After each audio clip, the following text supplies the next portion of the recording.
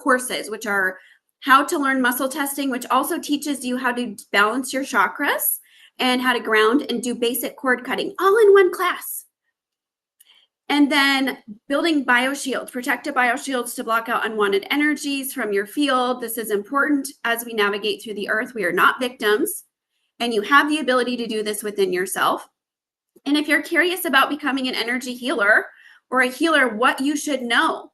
In addition, my gala, that is the Abundance Gala, I've had reviews of people's lives completely shifting and transforming after that, because the key to abundance is gratitude. So join us for that.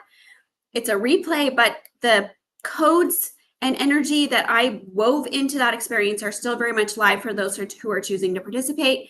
And the Hawaiian energetic healing experience, very potent, powerful. It includes meditations, encoded graphics with healing energy for you, workbooks, all to support you in healing this deep inner child in your mother wound.